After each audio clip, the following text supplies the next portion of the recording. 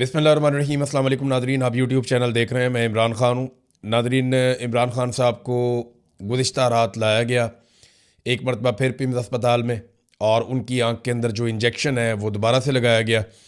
हत्ता कि इमरान ख़ान साहब के जो डॉक्टर हैं वो बड़ा कैटेगोरिकली ये स्टेटमेंट दे चुके हैं पहले ही कि CRVO नामी जो बीमारी है जिसमें आँख के अंदर प्रॉब्लम हो जाती है, इस संगीन बीमारी का कोई इलाज पिम्स अस्पताल में मुयसर नहीं है। वहाँ पे कोई स्पेशलाइजेशन नहीं है इस हवाले से, लेकिन इसके बावजूद ये बाहर से बंदोबस्त करके रिस्क ले रहे हैं। यानी उस अस्पताल के अंदर बंदोबस्त इस बात का तो नहीं है कि वहाँ पे प्रॉपर इलाज हो इमरान खान साहब की बीमारी का, लेकिन इलाज की सहूलियात को वहाँ पे मुंतकिल करके आर्जी तौर पे शायद ये इमरान खान साहब की सेहत का रिस्क ले रहे हैं। कल को ये चीज़ें गले भी पड़ सकती हैं। इमरान खान साहब की बहन उज़्मा खानम ने इमरान खान साहब की जानिब से एक दरख्वास्त दायर कर दी है FIR के लिए, और ये दरख्वास्त दायर की गई है अडियाला के करीब। और जो अब्दुल गफूर नामी एक सुपरिटेंडेंट ऑफ जेल था उसको और दीगर को नॉमिनेट किया गया है, और उसमें यह कहा गया है कि उसने गफलत की है और उसने गैर जिम्मेदारी का सबूत दिया है, और उसकी क्रिमिनल नेगलिजेंस की वजह से इमरान खान साहब की आँख की बिनाई मुतासर हुई है। अब ये FIR गले पड़ेगी, रिकॉर्ड का हिस्सा बन गई। अभी तो ये FIR होगी भी नहीं, लेकिन जब वक्त गुजरेगा तो अरशद शरीफ वाली FIR भी होगी, ये वाली भी होगी। इमरान खान साहब पर जब गोलियां चली वज़ीराबाद में, वो FIR अभी तक नहीं हुई, अदालती अहकामात से वो भी होगी।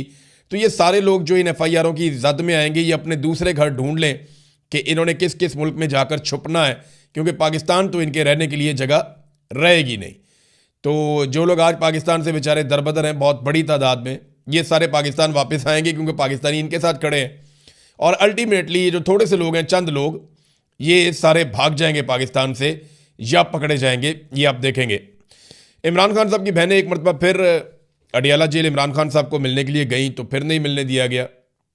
वहाँ पे पुलिस की नफरी तैनात कर दी गई, नाके लगा दिए गए, रास्ते बंद कर दिए गए, और फिर धागल नाके के करीब इन्होंने वहाँ पे एहतजाज शुरू कर दिया। इमरान खान साहब की बहनें वहाँ पे बैठ गईं। वो हर मरतबा जाती हैं अपने भाई से मिलने के लिए, और उनके भाई से मुलाकात करवाई नहीं जाती। देखें ना, ये बड़ी ज्यादती है। वो उनको इमरान खान साहब ने कहा मेरी बहनें मेरे लिए आवाज़ उठाएं, क्योंकि ऐसा लगता है कि इमरान खान साहब को इस बात का अंदाज़ा हो गया है कि पाकिस्तानी फ़िलहाल खड़े नहीं हो रहे। अल्टीमेटली एक दिन खड़े तो होंगे पाकिस्तानी, ये मेरा ईमान है। मुझे इस बात की समझ है, जो 8 फरवरी 2024 को पाकिस्तानी थे आज भी वही हैं। उस दिन वोट डालने के लिए निकले थे, और एक दिन ये अपना हक मांगने के लिए निकलेंगे। तो ये होना तो है इंशाल्लाह। लेकिन इमरान खान साहब को इस वक्त अपनी पार्टी से भी कोई उतनी उम्मीद नहीं थी। उन्होंने अपनी बहनों को कहा कि मेरे लिए आवाज़ उठाओ। वो बेचारी कोशिश कर रही हैं, अपने भाई को मिलने के लिए जाती हैं। तो याद रखिएगा, जो कुछ इनके साथ हो रहा है ना, ये बाकियों के साथ भी होगा, और तब तक ये नॉर्मल हो चुका होगा। ये नौरीन खानम है, नौरीन न्याजी इमरान खान साहब की बहन है, और हसन न्याजी की वालदा भी हैं। ये वहाँ पे नाके से हटके एक इमारत के अंदर जाकर नमाज अदा करना चाहती थी। तो वहाँ पे वो उन्होंने नाले खोदे हुए हैं, और काफ़ी कंस्ट्रक्शन का सामान, पत्थर वगैरह पड़े हुए हैं। तो वो उसको क्रॉस करना चाह रही थी, तो वो नाले में गिर गई। वो खुश्क नाला है, उनको चोटें आई, वो वहाँ पे गिर गई। और लेकिन अल्लाह ताला ने किया कि कोई बड़ा नुकसान नहीं हुआ। लेकिन वहाँ पे जो सद्दफ अब्बासी साहिबा थी, वो बहुत बुरी तरह गिरी हैं। उन्होंने जो है वो नौरीन खानम का हाथ पकड़ा हुआ था, और वो मुंह के बल गिरी हैं। उनको ज़्यादा चोट लगी, उन्हें अस्पताल मुंतकिल भी किया गया है। तो एक मरतबा फिर पुलिस ने, इंतज़ामिया ने रास्ते बंद किए और इनको एक साइड पे धकेल दिया, और फिर वो एक नाले के अंदर गिरी हैं। बड़ा अफसोसनाक है। इससे पहले इनका बाजू भी टूट गया था। इनको सड़क पे लटाया भी गया, घसीटा गया बालों से पकड़ के। इन पे कई मरतबा टॉर्चर किया गया, ज़्यादती की गई, ज़बरदस्ती गिरफ़्तार करके इन्हें पहुँचाया गया। बार बार चक्री के करीब पुलिस छोड़ के भाग जाती थी। तो ये इमरान खान की वो बहन है जो पहले दिन से, और हसन न्याजी की वालदा है जो बेचारी बहुत ज़ेर अताब रही, बहुत तकालीफ का इन्होंने सामना किया। जवान बेटा इनका जो है वो बंद है। पहले इतना अरसा उसको लापता कर दिया गया, फ़ौज ने अपनी तहवील में ले लिया, फिर सज़ा सुना दी, अब उसे जेल के अंदर बंद किया हुआ है। तो ये बड़ी तकालीफ है जो ये खातून देख रही हैं, और अपने भाई के लिए डट के खड़ी हैं। ये नादरीन सूरत हाल है। इमरान खान की सूरत हाल ये है कि मैं पढ़ रहा था अली अहमद कुर्द को, जिन्होंने वकला तहरीक के अंदर बड़ा अहम किरदार अदा किया था। उस दौर में नून लीग और पीपल्स पार्टी फंडिंग करते थे वकला तहरीक की, बहुत पैसा खर्च करते थे। और मिलिट्री एस्टेब्लिशमेंट का एक हिस्सा जो है वो भी ये चाहता था कि जनरल मुशर्रफ के खिलाफ काम हो, तो वकला बड़े मुतहर्रिक होकर निकले थे। उस वक्त अली हमीद कुर्द साहब बड़े मुतासर कुन शख्सियत के बन के सामने आए थे। तो नवाज शरीफ और जरदारी साहब के साथ इनका बड़ा अच्छा ताल्लुक भी है। तो इन्होंने कहा जी बड़े अरसे के बाद मुल्क की तारीख में एक नर का बच्चा पैदा हुआ है। मुल्क में वाकई बड़े अरसे बाद कोई लीडर पैदा हुआ है। 10 जर्नैल जाकर उसके घुटने पकड़ लें लेकिन माफ़ी नहीं है, ये मैं आपको लिख कर देता हूँ। ये जनाब अली अहमद कुर्द साहब कह रहे हैं।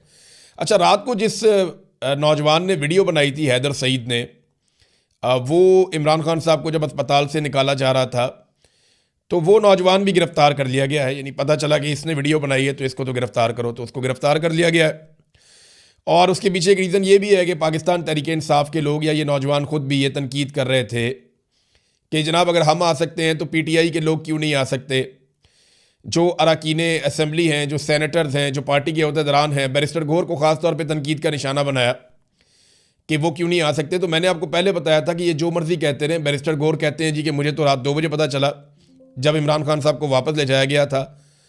तो मैं ये बात नहीं मानता, इसलिए कि मेरे पास जो इन्फॉर्मेशन है वो ये है कि पाकिस्तान तहरीक इंसाफ ने यह फ़ैसला किया है कि वो इमरान खान साहब की सेहत के मामले के ऊपर कोई सियासत नहीं करेंगे और इसमें कोऑपरेशन करेंगे। इमरान खान साहब की आँख की सेहत बेहतर होनी चाहिए। अब ये बात वो पब्लिकली कर नहीं सकते, तो उन्हें इस बात की इन्फॉर्मेशन थी और मैंने पहले ही आपको बता दिया था कि अगले 24-48 घंटों में इमरान खान साहब को लाया जाएगा। इनके लिए मुश्किल तो नहीं है, अपना एक मुलाजिम वहाँ पर बिठा दें अस्पताल में या अस्पताल के अमले के अंदर किसी बंदे को, क्योंकि मैं जर्नलिस्ट हूँ, मुझे पता है खबर कैसे निकालते हैं।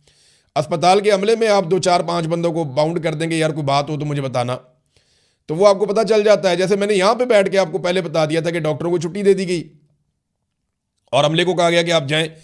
तो नाजरीन, ये इतना मुश्किल नहीं होता, ये पाकिस्तान तहरीक इंसाफ को इसका पता था, लेकिन उन्होंने इसके ऊपर कोई एक्टिविटी नहीं की। इमरान खान साहब की सेहत के ऊपर उन्होंने सियासत नहीं की।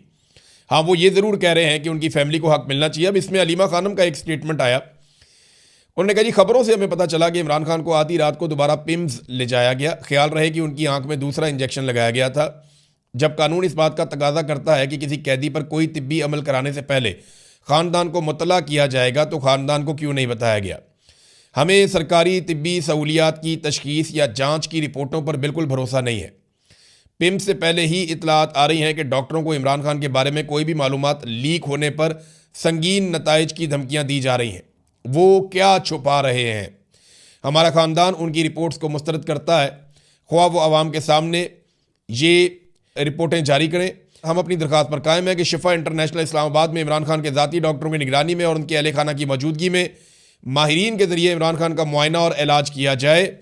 इमरान खान की आंख में पैदा होने वाली मुबैना हालत के लिए पिम्स सरकारी अस्पताल किसी के इलाज के लिए लैस नहीं है, यानी वहाँ मुकम्मल सहूलियत नहीं है। ये हुकूमत जो कुछ कर रही है ये मुजरिमाना है और इमरान खान के खिलाफ जो भी खिलाफ वर्जी और जुर्म कर रहे हैं इनका एहतसाब होगा। ये जनाब इमरान खान साहब की बहन अलीमा खानम का स्टेटमेंट है। तो ये सूरत हाल है। नाज़रीन, सुहेल अफरीदी साहब ने भी स्टेटमेंट दिया। उन्होंने कहा जी अगर इमरान खान साहब से मुलाकात नहीं करवाते तो फिर कोई बड़ा फैसला करना पड़ेगा। अब देखें बड़ा फैसला क्या है, किस तरीके से करना है। वो ये कहते हैं कि उन्होंने तैयारी भी करनी है। पाकिस्तान तहरीक इंसाफ के अंदर से एक पूरा ग्रुप खड़ा कर दिया गया है और उनकी ये ड्यूटी है कि किसी तरह भी जो इमरान खान रिहाई के लिए जो एक फ़ोर्स या अमन फोर्स, असल ये कोई हथियारबंद लोग तो होंगे नहीं, इन्होंने कोई बंदूकें तो उठानी नहीं है, ना इन्होंने कोई लड़ाई झगड़ा करना है। नौजवानों की एक टीम इन्होंने बनानी है, बहुत बड़ी तादाद में, लाखों नौजवानों को इकट्ठा करना है और फिर एहतजाज शुरू कर देना है। जैसे आप आवाम को इकट्ठा करते हैं और आप एहतजाज करते हैं, ऐसे ही ये नौजवानों को इकट्ठा करेंगे और एहतजाज करेंगे। अब इसको रंग दिया जा रहा है कि ये मुसल्ला विंग है और सहाफ़ियों को भी इस काम पे लगा दिया गया। पाकिस्तान तहरीक इंसाफ के अंदर एस्टेब्लिशमेंट के लिए ना ये बहुत बड़ी अलार्मिंग चीज़ है। एस्टेब्लिशमेंट ये जानती है कि अगर नौजवान किसी वक्त भी इकट्ठे हो गए, किसी भी प्लेटफॉर्म पे इकट्ठे हो गए, तो वो एस्टेब्लिशमेंट के सारे मफादात को खा जाएंगे। इसलिए एस्टेब्लिशमेंट ने अपने सारे असासे लॉन्च कर दिए और पूरी कोशिश कर रही है कि किसी भी तरह करके इमरान खान रिहाई अमन फोर्स जो बनाने की कोशिश कर रहे हैं सुहेल अफरीदी या उनके दीगर साथी, वो इसको रोक दें और ये अमल ना हो सके। इसके लिए जनाब पाकिस्तान तहरीक इंसाफ के अंदर से लोग बड़ी एक्टिविटी कर रहे हैं और कोशिश कर रहे हैं कि इस अमल से सुहेल अफरीदी और उनके साथी बात रहें। तो देखें ना, फिर कोई और प्लान आपको देना पड़ेगा। अगर आप ये नहीं करते, एक तरफ तो सलमान अकरम राजा और ये बाकी लोग सारे बार बार ये बात करते हैं और बार बार ये बात कहते हैं कि जनाब जब तक लोग नहीं निकलेंगे, जब तक नौजवान नहीं निकलेंगे, जब तक अवाम नहीं निकलेगी, तब तक इनकलाब नहीं आएगा, तब तक इमरान खान बाहर नहीं आएगा, तब तक सूरत हाल ठीक नहीं होगी, ये बार बार कहते हैं ना। तो ठीक है, अब बाहर निकालने के लिए कोई ना कोई प्लेटफॉर्म या कोई ना कोई चीज़ तो बनानी पड़ेगी, कोई ना कोई सिलसिला तो खड़ा करना पड़ेगा। अब जैसे ही सिलसिला खड़ा होता है तो उसके साथ खड़ा कोई नहीं होता। तो ये बड़ी अजीब चीज़ है। या तो ये प्लान बी दे देना कि जनाब प्लान बी इसके मुकाबले में ये है, इस तरीके से हम इमरान खान को बाहर निकालेंगे। क्योंकि अगर किसी को ये लगता है कि इमरान खान अदालतों से इंसाफ लेकर बाहर आ जाएंगे तो वो खाम ख्याली है उसकी। जब तक आप पाकिस्तान की एस्टेब्लिशमेंट को नहीं जकड़ेंगे, इसको नहीं पकड़ेंगे, तब तक इमरान खान को इंसाफ नहीं मिलेगा और वो बाहर नहीं आएगा। और दूसरी बात, या तो फिर इमरान खान साहब को और आपको सबको मिलकर डील करनी पड़ेगी, और डील के नतीजे में आपकी सियासत का क्या होगा इसका आपको अंदाज़ा भी नहीं है, जो नून लीग और पीपल्स पार्टी उसके बाद आपके साथ करेंगे। नाज़रीन, हालात ये हैं कि एक साल में शहबाज शरीफ ने 40 गैर मुल्की दौरे किए हैं, और इन 40 गैर मुल्की दौरों में सरमायाकारी आनी चाहिए थी ना पाकिस्तान में। पाकिस्तान की एक्सपोर्ट्स में इजाफा हो जाता, पाकिस्तान में सरमायाकारी आती, पाकिस्तान का मुनाफा होता। उल्टा पाकिस्तान डेफिसिट की तरफ जा रहा है, तजारती खसारे की तरफ जा रहा है। पाकिस्तान की एक्सपोर्ट्स कम हो रही हैं उल्टा, और पाकिस्तान की जो बाहर से हम चीज़ें लेकर आ रहे हैं वो बढ़ रही हैं। यहाँ पाकिस्तान से मुनाफा ज़्यादा बड़ी तादाद में बाहर जा रहा है, मिकदार में बाहर जा रहा है। और आदाद शुमार के मुताबिक जो फॉरेन डायरेक्ट इन्वेस्टमेंट है वो भी पाकिस्तान में 42% तक गिर गई है। तो शहबाज शरीफ की ये 40 दौरे पाकिस्तान के किस काम के? किसी काम के नहीं है। बस ये पाकिस्तान की मीशत को तबाह बर्बाद कर रहे हैं और गल्फ स्ट्रीम के तैयारे ले रहे हैं। देखें, गल्फ स्ट्रीम के तैयारे वो हैं जिनको दुनिया में अयाशी वाला तैयारा माना जाता है। बड़े बड़े अमीर फुटबॉलर्स इस तरह के तैयारे लेते हैं। मैं एक इंटरव्यू सुन रहा था रोनाल्डो का, उसने ये कहा कि मैं ये तैयारा लेना चाहता था, लेकिन फिर मुझे याद आया कि मेरी माँ 10 मील चल के अपने स्कूल जाती थी, तो फिर मैंने 100 बसें खरीदी गरीब बच्चों के लिए जो उन्हें स्कूल लेकर जाएंगी और उनको स्कूल छोड़ के और लेकर वापस आएंगी। तो मेरी माँ बहुत खुश हुई और मुझे ऐसा लगा मुझे इससे ज़्यादा बड़ी खुशी मिली है। तो उसने वो तैयारा नहीं लिया अपने ज़ाती पैसों से, रोनाल्डो के पैसे उसके अपने ज़ाती थे। वो गल्फ स्ट्रीम का अय्याशी वाला तैयारा ले सकता था, लेकिन उसने वो महंगा तरीन तैयारा खरीदने के बजाय गरीब बच्चों के लिए बसें ले लीं। और यहाँ पे शहजादी ने क्या किया कि गरीब बच्चों के स्कूलों को तबाह करके, उनकी हेल्थ को तबाह करके, उनका सारा इंफ्रास्ट्रक्चर बर्बाद करके और पाकिस्तान पे और अपने सूबे पे कर्जे चढ़ा के अपने लिए गल्फ स्ट्रीम का तैयारा ले लिया। आप कहते हैं जी हम बनाएंगे कोई एयरलाइन। यार झूठ बोलो तो पता तो चले कि झूठ बोल रहे हैं। फटे ताड़ा झूठ पहले ही पकड़ा जाता है आप लोगों का। वो वजीर इत्तला आता है, उसका काम ही ये है एक के बाद एक झूठ, और पीका पता नहीं पूरे पाकिस्तान पे लग जाएगा। ये इंफॉर्मेशन मिनिस्टर पे नहीं लगेगा जिसने झूठ बोलने की कसम खाई हुई है। अब नवाज शरीफ ने अपने पुराने साथियों से फ़ोन शोन करके इधर उधर PMLN के लोगों को कहा कि मेरी बेटी को सपोर्ट करो यार, अगर इसने तैयारा ले ही लिया है तो इसके साथ खड़े हो जाओ। सारे इसके ऊपर तनकीद कर रहे हैं। तो फिर उसके बाद आपने देखा राना सनाउल्लाह ने, 2-4-5 और लोगों ने, अभी ख्वाजा आसिफ ने, इन लोगों ने आहिस्ता आहिस्ता मरीम नवाज़ को सपोर्ट करना शुरू किया। नहीं जी नहीं, तैयारा ले लिया तो क्या हुआ, तैयारा तो काम के लिए लिया है। और भाई तैयारा देखें, आप एक गाड़ी खरीदते हैं 1 करोड़ रुपए की, वो भी आपको उसी तरह लेकर जाएगी। आप एक गाड़ी खरीदते हैं 50 करोड़ रुपए की, वो भी आपको उसी मंजिल पे उसी स्पीड से लेकर जाएगी। लेकिन 1 करोड़ और 50 करोड़ की गाड़ी में फ़र्क ये है कि दोनों के अंदर अय्याशी के लवाजमात फ़र्क हैं। बाकी लेकर दोनों गाड़ियां आपको महफूज तरीके से चली जाएंगी, अय्याशी के लवाजमात फ़र्क है। हाँ, अगर आपके अपने पैसे हैं, ज़ाती आपकी जेब के पैसे हैं, तो आप 1 करोड़ 50 करोड़ क्या 100 करोड़ की गाड़ी लें।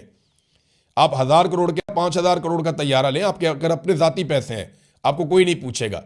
लेकिन अगर कौम के पैसे हैं तो लोग सवालात करेंगे, लोग पूछेंगे कि जब छोटे जहाज़ में या कम कीमत के जहाज़ में आपका काम चल सकता था, यानी आपने 10 अरब रुपए के 38 जहाज़ बेचे हैं आपने, भाई उनमें से एक जहाज़ ले लेते आप। PIA का कोई भी एक छोटा मोटा जहाज़, PIA का बहुत सारे उनके पास थे, उनमें एक जहाज़ आप ले लेते। 10 अरब के आपने 38 जहाज़ आपने बेच दिए, पूरी एयरलाइन साथ बेच दी, और 11 अरब के अंदर जाके आपने अपना एक तैयारा ले लिया। पाकिस्तान मजाक है? लोग बेवकूफ़ हैं कि आप आएंगे जस्टिफाई करेंगे नवाज शरीफ के कहने के ऊपर। तो नवाज शरीफ जो मर्जी कहता रहे, ये इनके गले में फंस गया जहाज़, ये जो मर्जी करे। अब इमरान खान साहब और बुशरा बीबी की नाजरीन 7 मुकदमात में ज़मानतें मंजूर हुई हैं, और ये डिफरेंट मुकदमात हैं जिनमें इन्हें ज़मानतें मिली हैं। ऐसा नहीं है कि इन ज़मानतों के मिलने के बाद ये फौरी तौर पे बाहर आ जाएंगे, लेकिन ये बड़े अरसे से मामला पेंडिंग था। 30 मरतबा तो अदालत ने कहा जनाब इमरान खान को पेश किया जाए, वो पेश नहीं किया गया। बार बार केस लगता रहा। इमरान खान के वकील ने कहा जनाब हम मेरिट के ऊपर ज़मानतें चाहिए, हमें कोई तिब्बी बुनियादों के ऊपर ज़मानतें नहीं चाहिए। तो इमरान खान और बुशरा बीबी को 7 मुकदमात, जिनके अंदर 9 मई के हैं, आज़ादी मार्च के हैं, इक़दाम कत्ल के हैं, तोड़ फोड़ के हैं, जलाओ घिराव के हैं, तोशाखाना की रसीदों के हैं। तो ये मुकदमात के अंदर इमरान खान और उनकी अहलिया को जमानतें मिल गई हैं। नादरीन, एक चीज़ मैं आपके सामने रखना चाहता हूँ। ये सहाफ़ी फरजाना अली साहिबा हैं, इन्होंने तीरा के जो लोग मुतासरीन हैं उनके ऊपर प्रोग्राम किया है और ये बताया कि पुरानी कहानियाँ सुना सुना कर दोबारा इस खित्ते के अंदर ऑपरेशन किया जाता है। लोग दरबदर हो गए हैं। वो एक माजूर बच्चे का इंटरव्यू कर रही थी जिसकी एक टांग नहीं है। उसने कहा जी हमारे ऊपर बमों से हमला हुआ था और ड्रोन हमले में मेरी टांग चली गई और मुझे वज़ीर आला ने वादा किया था कि 25 लाख रुपया ऐलान किया गया कि दिया जाएगा, लेकिन सूबाई हुकूमत ने 1 रुपया भी नहीं दिया।